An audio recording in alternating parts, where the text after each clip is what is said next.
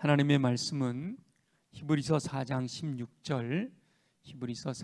16절 말씀을 함께 보겠습니다.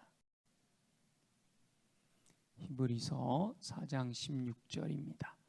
다 같이 함께 봉독합니다. 시작.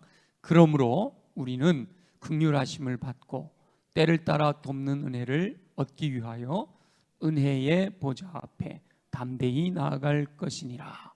아멘. 아멘. 그리스도인은 누구나 기도하는 사람이 되고 싶어 합니다. 여러분 다 기도하는 사람 되길 원하시지요? 그러나 실제로 기도하는 사람이 되기는 쉽지 않습니다. 기도하되 긴 시간 충분히 기도하는 것은 더 쉽지 않은 일이지요. 물론 필요를 구하는 기도는 제목이 많아서 충분한 시간을 기도할 수 있습니다. 이것도 구하고 저것도 구하고 그러다 보면 충분히 또 많은 시간을 우리가 기도할 수도 있죠. 그러나 필요를 구하는 기도만으로는 하나님께서 기뻐하시는 뜻대로 충분히 기도했다라고 할 수 없다는 거죠. 그래서 기도하면서 뭔가를 구하는, 이것도 주세요 저것도 주세요, 이렇게 현실적인 것만 구하는 기도를 드리면 뭔가 이렇게 채워지지 않는 공허함이 여전히 남아있게 됩니다. 하나님의 뜻대로 구하는, 하나님이 원하시는 기도를 드리게 될 때 내가 일일이 하나하나 구체적으로 구하지 못하였던 것까지도 채워주시는 은혜를 우리가 경험하게 되는 거죠. 하나님께서는 하나님의 뜻대로 구하는 기도에 응답하신다라고 말씀하십니다. 성경은 하나님의 말씀인데 성경에는 하나님의 뜻이 담겨 있습니다. 그래서 성경 안에서 기도하는 방법을 배우는 것이 매우 중요하지요. 그래서 예수님께서 가르쳐 주신 기도를 모범으로 우리가 어떻게 하면 예수님처럼 기도할 수 있을까? 그래서 예수님께서 가르쳐 주신 기도의 모범을 따라 우리가 1시간 기도할 수 있지 않을까 해가지고 예수님이 가르쳐 주신 기도에 대해서도 묵상을 했었습니다. 기도를, 예수님이 가르쳐 주신 기도를 따라 하나님의 뜻대로 기도하는 거, 하도 오래돼서 다 잊어버리셨나요? 주님 가르쳐 주신 기도의 순서를 따라 거기에다가 더 깊은, 더 풍성함을 담아서 기도하면 주님 가르쳐 주신 기도만을 가지고도 1시간 기도할 수 있잖아요. 기도하는 방법은 다양하게 많이 알게 될 때 더 풍성히 기도할 수가 있습니다. 기도하는 방법을 다양히 알고 있으면 그때그때 적절하게 그 방법을 또 사용해서 더 깊이 주님의 임재 안에 들어가게 되는 거죠. 그래서 기도의 방법 중에 예수님이 가르쳐 주신 기도는 성경에 분명히 나와 있는데 성경에 나와 있는 성막, 모세가 하나님께로부터 받아 세워서 이스라엘 백성들이 광야 40년 동안, 그리고 성전이 세워지기 전까지 하나님을 만났던 그 성막에 대해서 함께 나누면서 성막 기도를 여러분들하고 함께 나누려고 합니다. 하나님께서 모세를 통해 성막을 제작하게 하셨습니다.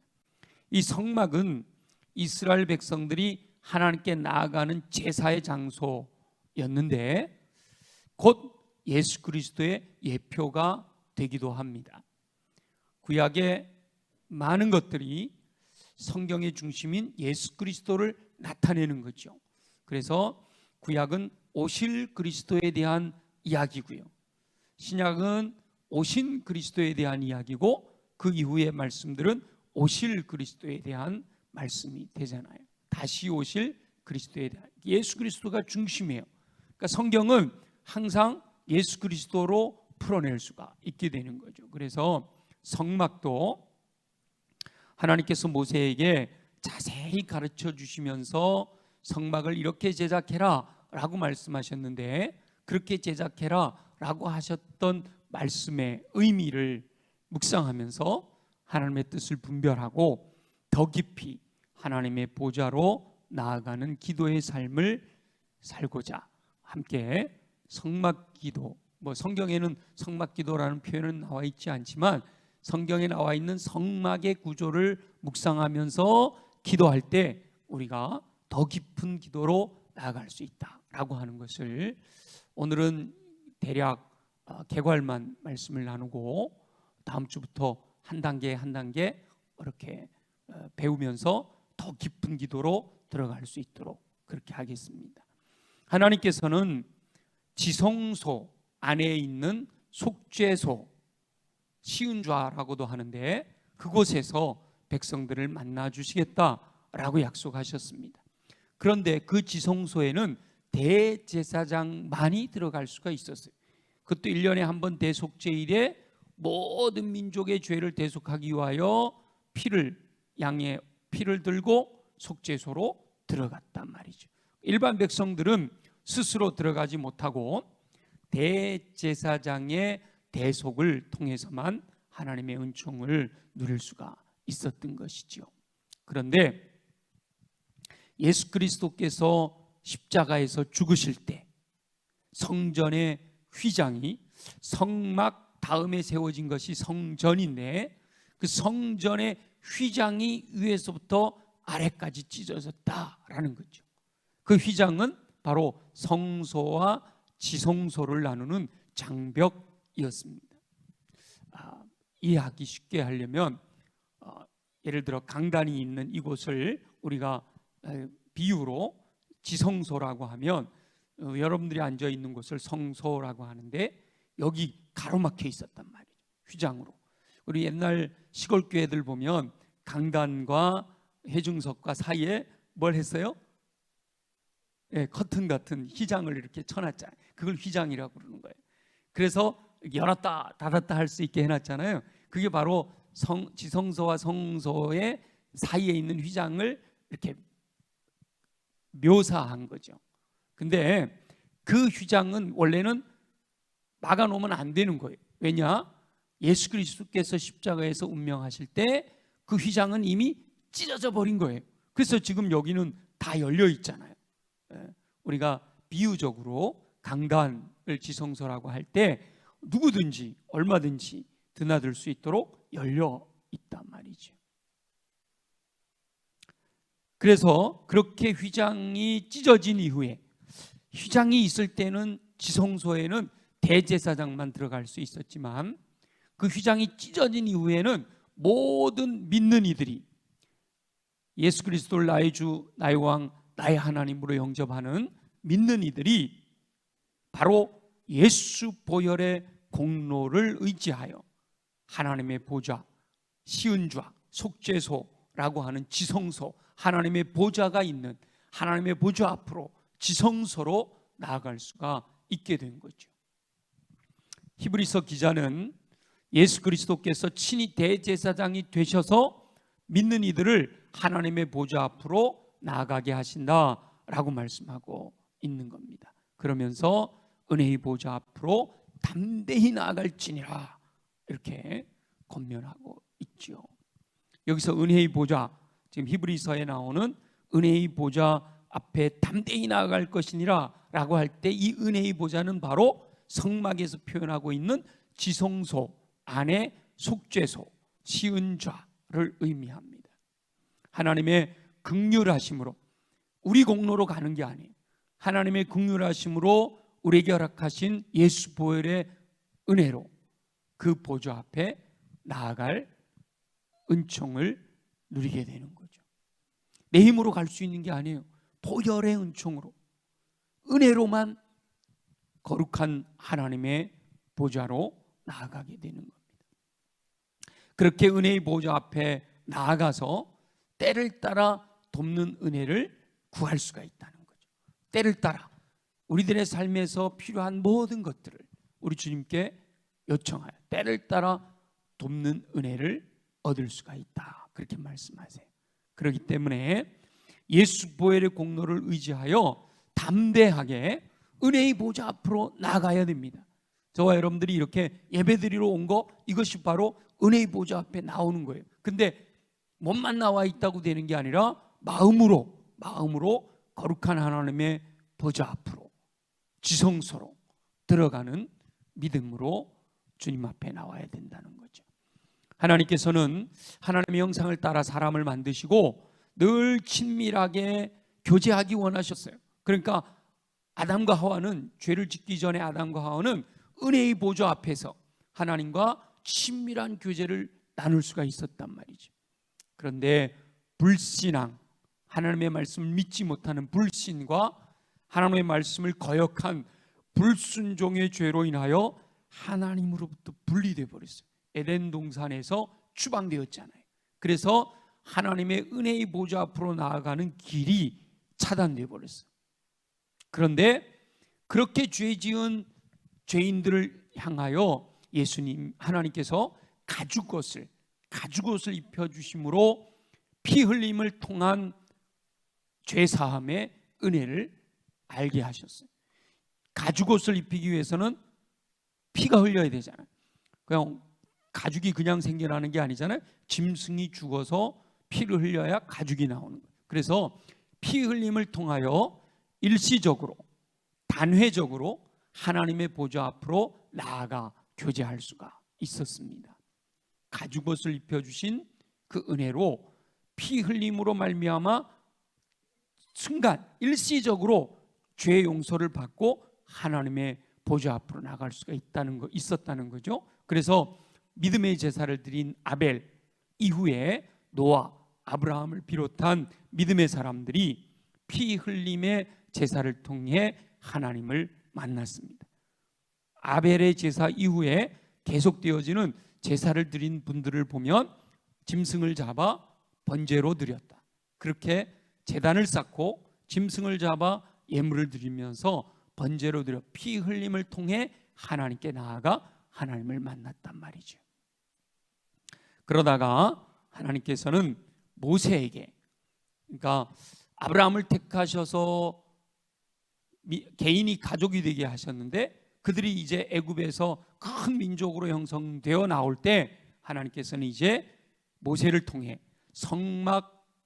성막을 제작하게 하시고 그 성막에서 제사를 드리는 그 제사 제도를 통하여 모든 백성이 피 흘림을 통한 죄사함의 은혜를 누리게 하신 거죠. 그러니까 이전에는 믿음의 사람, 특별히 선택된 그 사람들만이 하나님께 제사를 드려 피 흘림을 통해 주님께 나갈 수 있었다면 모세를 통해서는 모든 백성들에게 그것을 가르치고 그 하나님의 뜻을 알게 된 사람들은 누구든지 성막에 와서 이 짐승을 잡아 피 흘림을 통하여 주님께로 나아갈 수 있는 은혜가 주어졌다는 거죠. 그런데 바로 그 성막이, 구약의 성막이 예수 그리스도를 위한 모형이었다는 거죠. 예수 그리스도의 십자가 보혈의 은총으로 그 성막 안에서의 하나님께서 계획하셨던 모든 것들이 다 완성된 거예요. 이루어졌다, 다 이루었다라고 말씀하시잖아요. 그래서 이제 더 이상 성막에서 짐승을 잡아 제사를 드릴 필요가 없어진 거죠. 예수님이 십자가를 지시기 전까지는 내가 죄를 지었다 그러면 짐승을 끌고 와서 제사장 앞에 그 짐승을 잡아 피 흘림으로 그것을 번제로 하나님께 올려드릴 때 내 죄가 용서를 받았었는데, 예수님이 죄 없으신 예수님이 모든 인류의 죄를 대신 짊어지시고 십자가에서 보혈을 흘려주신 이후에는 더 이상 성막에서 짐승을 잡아 제사를 드릴 필요가 없어졌다는, 그걸 상징적으로 지성소와 성소 사이에 휘장을 찢으시는 것으로 보여주신 거죠. 이제는 누구나 예수 보혈의 공로 의지해서 지성소로 들어올 수 있다라고 하는 것을 보여주신 겁니다. 예수님께서 흘리신 피, 보혈의 은총은 단번에 일시적으로 여러 번 짐승을 잡아야 하나님께로 나아갈 수 있었던 것이, 예수께서 흘리신 보혈의 은총은 단번에 속죄의 제사를 드렸습니다.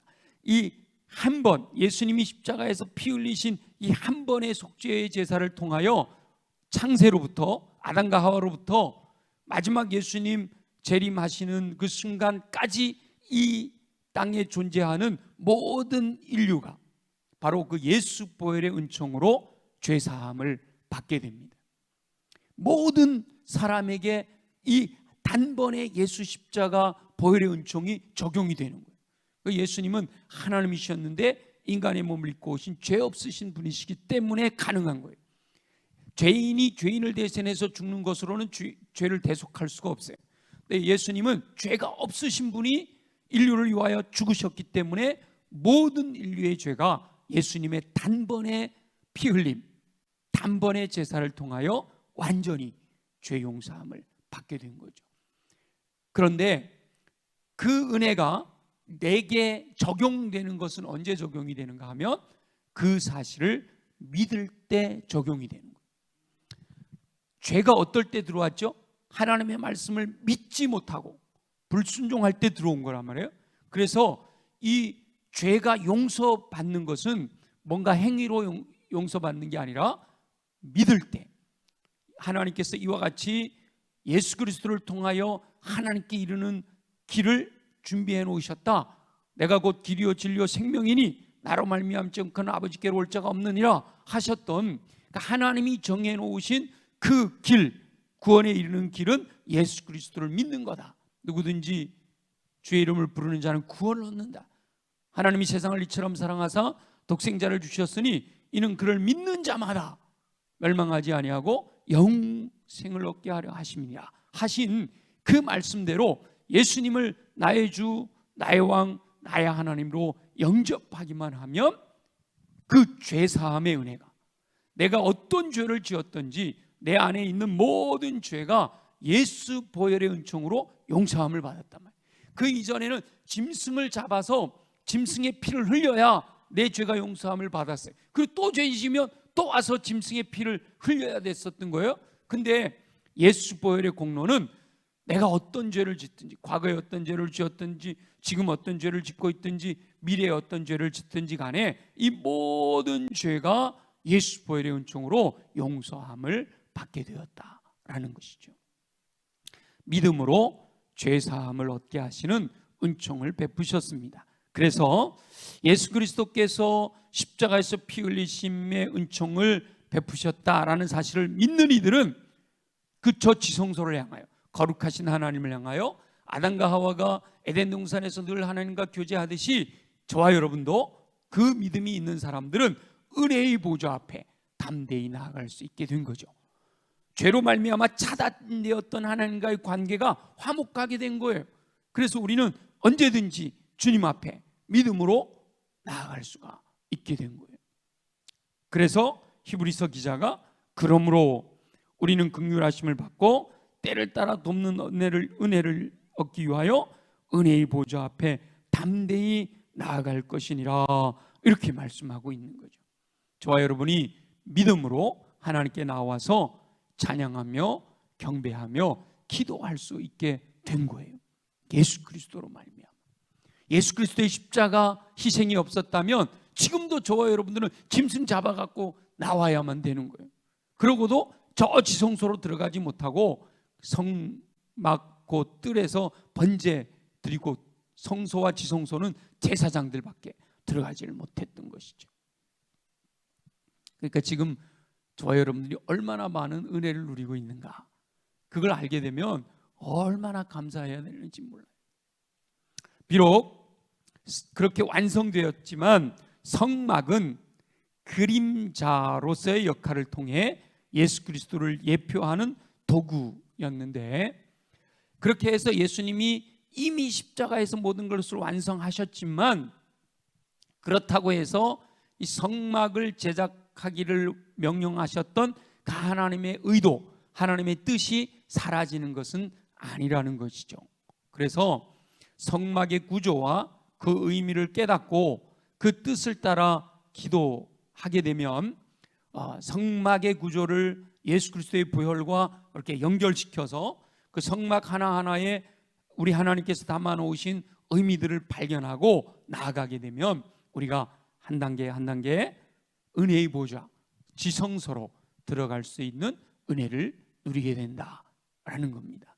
그래서 기도할 때 그냥 어느 날 기도하려고 탁 하면은 잘 안 될 때가 있는데, 이 성막의 구조를 이해하고 구약 시대 백성들이 성막에서 하나님께 제사하던 것들을 이렇게 이미지로 거룩한 상상력을 동원해서 마음속으로 생각하면서 그 단계를 하나하나 밟아서 들어가게 되면 더 깊은 기도, 더 풍성한 기도, 더 하나님의 임재를 경험하는 기도를 누릴 수가 있다는 거예요. 이것은 뭐 제가 상상해서 만들어내는 게 아니라 수많은 분들이 이미 그렇게 기도함으로 말미암아 깊은 기도로 들어가는 것을 경험했던 내용들을 제가 정리해서 또 제가 은혜 받은 것들을 가지고 함께 나누려고 하는 거예요. 그런데 성막의 구조를 모르는 분들이 혹 있을 텐데 어렵지 않습니다. 우리 성막의 구조를 한번 그림을 통해서 한번 보죠. 네, 저 노랗게 되어 있는 부분이 성막의 구조입니다. 여기 밑에 노랗게 되어 있는 부분, 오른쪽에서 이 바깥에 네모난 것이 울타리예요. 울타리. 그 다음에 오른쪽에서 이 동쪽인데요, 동쪽에서 들어오는 거예요. 출입문으로 들어오게 되는 겁니다. 그러면 실제로 성막은 저 안에 빨갛게 되어 있고 녹색으로 되어 있는 것이 성막이에요. 그 다음에 이거는 울타리고 이 바깥 뜰이에요. 뜰. 근데 여기 보면 어떻게 되어 있냐면 들어오면서 첫 번째가 뭐죠? 번제단이 있어요. 번제단. 번제단. 두 번째 동그라미 뭐죠? 물두멍이 있어요. 들어오면서 오른쪽에 뭐가 있죠? 떡상이 있어요. 왼쪽에 등대가 있죠. 그 다음에 가운데로 보면 분향단이 있고요. 안에 빨간 데 들어가면, 지성소로 들어가면 언약궤, 법궤가 있는 거예요. 자, 여러분들이 상상을 해보세요. 지금 저건 평면도로 되어 있는데 오산에 광은수도원에 가셔서 우리 성막을 직접 경험하신 분들 있죠. 그걸 생각하시면서 여러분 머릿속으로 그려보는 거예요. 내가 이제 이 울타리 밖에, 실제로 성막은요 울타리 밖에 사면에 뭘 쳐놓고 살았죠? 천막 쳐놓고 광야에서 지냈잖아요. 그 일상적인 세상에서의 삶을 살다가 죄를 지었어. 그럼 뭘 해야 돼요? 짐승을 한 마리 끌고 이제 울타리로 출입문으로 들어오는 거예요. 그러면 거기서 제사장을 만나요. 그리고 내 죄를 이 짐승에게 다 전가시키고 짐승을 잡아서 피를 흘려요. 그리고 짐승은 각을 떠서 번제단에서 태워 제사를 드리는 거죠. 그리고는 사실은 여기서는 본인이 직접 들어가는 게 아니라 그 피를 제사장이 피를 뿌리면서 속죄를 하게 되는 거죠. 자, 번제단은 짐승을 잡아 성막으로 들어가면 제일 먼저 번제단, 물론 성경에 말로만 표현되어 있고 그림이 없어요. 그죠? 성경에는 글로만 표현되어 있고 그림이 없잖아요. 우리 수원에 있는 이 화성은요 유네스코에 들어가 있잖아요. 원래는 복원한 문화재는 유네스코에 등재를 안 시켜줘요. 근데 우리 수원 화성은 복원했는데도 불구하고 유네스코에 들어갔는데 이유가 뭔가 하면 설계도가 있어요. 설계도가 있어서 그림으로 그려져 있어서 그대로 복원을 해놨기 때문에 그건 유네스코에 등재가 가능한 거였거든요. 그래서 성경에는 그림이 없어서 실제로 번제단을 어떻게 만들었는지 잘 몰라요. 그리고 저기 안에 보면 언약궤가 이렇게 되어 있는데 언약궤 그림은요 다 달라요. 나중에 제가 모형도 한번 보여드리긴 할 텐데 저 그림하고는 좀 다르게 되어 있어요. 그러니까 상상한 분들, 학자들이 상상을 해서 만든 게 다 달라요. 그러니까 여러분도 상상을 하시면 돼. 그래서 요거 공부하면서는 여러분들이 출애굽기에 나오는 성막 제작하는 장면들을 다시 한번 이렇게 보시면 여러분 마음에 좀 더 거룩한 상상력이 가능할 거예요. 자, 죄를 짓고 일상생활을 하다가 우리 주님께 더 가까이 나가고 싶어서 짐승을 끌고 번제단에 왔어요. 그래서 짐승을 잡았어요. 피를 흘리고 각을 떠서 하나님께 번제로 드림으로 죄사함을 받게 하는 은혜를 누리게 되는 거죠. 그리고 그 안으로 들어가면 뭐가 있다고 그랬죠? 물두멍이라는 거는 이렇게 생각하시면 돼요. 큰 대야가 있다. 큰 대야가 있는데 거기에 물이 가득 잠겨 있다. 대야, 수조, 큰 아주 물이 엄청 많이 담겨 있을 수 있는 저렇게 생긴 건데, 저게 지금 작아 보이지만 크다고 생각하시면 돼요. 그래서 제사를 돕는 제사장들이 정결하게 하기 위해 손을 씻는 물을 담아 놓은 큰 두멍입니다. 짐승을 잡고 막 불을 떼고 이러다 보면 더러워지잖아요. 저 물로 씻는 거예요. 깨끗하게 씻는 거예요. 그리고 성소로 들어가면 오른쪽에 떡상이 있습니다. 진설병이라고 해서 병이 떡병자잖아요. 진설병. 아침 저녁으로 떡을 계속해서 없어지지 아니하도록 떡을 드리고 또 빼내고 또 떡을 드리고 또 식어지면 꺼내고, 이렇게 하나님께 드리는 떡상이 있고요. 왼쪽에는 등대가 있어요. 사람들이 촛대라 그러는데 촛대가 아니에요. 금촛대. 여기도 오른쪽에 가로 열고 금촛대라고 써놨는데 촛대가 아니에요. 등잔이에요. 등잔. 이런 등잔에 기름을 넣으면 심지를 이렇게 올라와서 불 켜는데, 그 등잔을 올려놓는 대예요. 7개. 저렇게 7개가 되어 있죠. 등잔, 금등대. 등잔을 놓는 대, 금등대가 왼쪽에 있어요. 이 금등대의 불을 꺼뜨려서는 안 된다 그러잖아요. 그래서 제사장들이 하는 일이 떡을 하나님께 드렸다가 빼내고 또 새 떡을 갖다 놓고, 이 떡은 무교병을 얘기하는 겁니다. 그래서 떡을 놨다가 빼내고 또 새 떡을 놓고, 이걸 제사장들이 하는 일이고, 등잔 불이 꺼지지 아니하도록 계속 기름을 채워놓고 심지가 타면 손질하고 하는 일들을 하는 거예요. 그 다음에 가운데에는 분향단이 있습니다. 분향단. 여기는 하나님께 올려드릴 수 있는 향을 제조해서 그 향을 끊임없이 피워드리는 거예요. 향을 피워드리는 거예요, 하나님 앞에. 그리고 분향단을 지나 휘장을 통해 들어가면 그것이 지성소가 됩니다. 빨간색으로 되어 있죠. 지성소에는 십계명 돌판이 담겨 있는 언약궤, 법궤라고도 하고, 그 법은 율법의 법자고요. 그 율법이 곧 하나님과의 언약이라서 언약궤라고도 하는 겁니다. 그 네모난 언약궤가 있어요. 그 언약궤의 뚜껑, 이 법궤의 뚜껑이 바로 이렇게 그룹 천사의 날개가 이렇게 서로 연결되어 있는 그 뚜껑이 있는데, 그 뚜껑이, 법궤의 뚜껑이 바로 속죄소가 되는 거예요. 시은좌가 되는 거죠. 은혜의 보좌가 되는 거예요. 하나님께서 내가 이곳에서 너를 만나주겠다 이렇게 말씀하세요. 그러니까 이 시은좌는, 법궤 이후의 시은좌에는 하나님이 언제나 임재하시는 거예요. 하나님이 늘 임재하시는 거죠. 그래서 그 하나님이 임재하신 것이 가시적으로 나타나는 것이 불기둥, 구름기둥이에요. 낮에는 구름기둥으로 나타나고 밤에는 불기둥으로 나타났던 것이죠.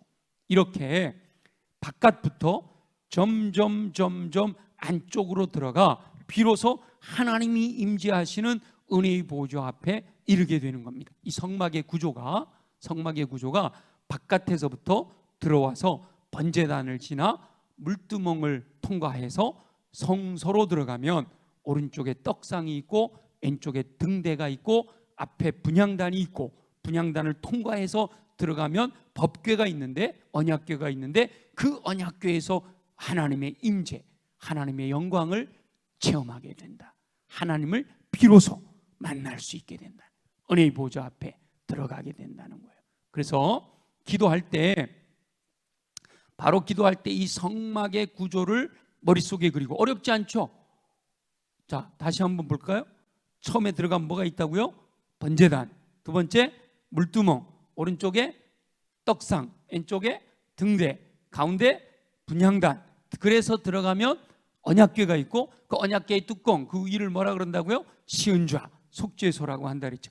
이 7가지 단계, 이 7가지 단계를 여러분들이 머릿속으로 기억해 놓고, 이 성막의 구조를 기억하고, 그 성막의 번제단에서는 번제단의 의미를 생각하면서 하나님께 기도하고, 물두멍에서는 물두멍의 의미를 생각하면서 기도하고, 이렇게 떡상은 떡상의 의미를 생각하면서 기도하고, 그것이 다 하나님께서 그렇게 상징으로 만들어 놓으신 의미가 있거든요. 그 의미들을 생각하면서 기도하면서 점점 깊이 들어가면 결국은 하나님의 영광의 임재를 하나님의 은혜의 보좌 앞에 나아가 하나님이 임재하시는 불기둥 구름기둥으로 때를 따라 돕는 은혜를 허락하시는 그 놀라운 경험을 하게 된다는 거죠. 그래서 기도를 할 때 이렇게 차츰차츰 깊이 들어갈 수 있는 은혜를 누리게 된다라고 하는 겁니다. 요거 번제단에서 드릴 수 있는 기도, 그 다음에 물두멍에서 드릴 수 있는 기도, 요거를 이제 다음 주부터 한 단계 해 나갈 거예요. 그러니까 여러분들이 이번 한 주간은 이 구조를 생각하시고 구조를 외워놓으세요. 그래서 번제단, 물두멍, 떡상, 금등대, 분향단, 법궤, 시은좌, 이렇게 뭐 여러분들이 같은 이름은 다르게 표현해도 되지만 그렇게 7가지 단계를 계속 머릿속으로 그려놓으세요. 간단하게 설명을 해드리면 번제단에서는 십자가에서 피 흘려주신 보혈의 은총을 기억하며 구원해 주심에 감사를 드리는 거예요. 죄와 허물로 죽었던 나를 구원해 주신 그 은혜, 예수님이 화목제물 되셔서 친히 제물이 되셔서 나를 위해 희생하신 그 은혜를 생각하면서 감사하며 기도가 시작이 되는 거죠. 허물과 죄로 죽었던 나를 구원해 주신 그 은혜를 감사하면서 기도를 시작하는 거예요. 그리고 물두멍으로 들어가면 한 주간 살면서 매일매일 살아가면서 주의 말씀대로 순종하지 못하여 짓게 되었던 죄들을, 만일 우리가 우리 죄를 자백하면 그는 미쁘시고 의로우사 우리를 깨끗게 하신다 그랬잖아요. 우리를 흠도 없고 점도 없고 거룩하게 살아가길 원하신다 그랬잖아요. 그래서 더욱 깨끗하고 정결하게 물로 나를 씻듯이 번제단에서는 불태우는 거예요. 짐승을 잡아 피를 흘리고 그 각을 떠서 불태우는 그 십자가의 처참함을 생각하면서 기도하고, 두 번째는 물로 나를 머리끝부터 발끝까지 정결하게 씻는, 영과 혼과 육을 정결하게 하시는 그 하나님의 은혜를 생각하면서 하나님께 구하는 거죠. 그리고 떡상에서는 생명의 양식인 하나님의 말씀으로 풍성하게 하시기를 위해서 매일매일 나에게 생명의 양식을 채워주셔서 내 삶을 풍요롭게 하시기를 원합니다 하는 기도를 드리고, 금등대에서는 세상에서 빛으로 능력 있는 삶을 살게 하시기를 위하여 기도하고요. 분향단에서는 향이 피어 올라가면서 하나님의 보좌로까지 내가 드리는 기도가 하나님의 보좌로 올라가게 해주시기를 위해서 간구하고, 언약궤 법궤에서는 구원의 언약을 기억하며 오래전부터 아담과 하와가 범죄할 때부터 가죽옷을 통하여 여자의 후손을 통하여 계속해서 우리를 구원하시고자 약속하시고 계획하셨던 그 율법 돌판을 통해서 이 성막을 제작하는 걸 통해서 우리를 구원하시려고 계획하셨던 그 은혜를 생각하며 또 감사의 기도를 드리고, 그러면서 깊이 들어가 속죄소에까지 이르게 됐을 때 하나님의 영광이 임재하셔서, 하나님의 영광이 쉐키나 우리에게 영광으로 임재하시면 우리 안에 기쁨이 넘치고 감사가 넘치고 평강이 가득 채워주고 내 삶의 불기둥 구름기둥에 인도함을 받게 되는 은혜로 인해서 푸른 풀밭 쉴만한 물가로 이끄시는 그 은총을 기도하는 가운데 깊이 경험하게 된다.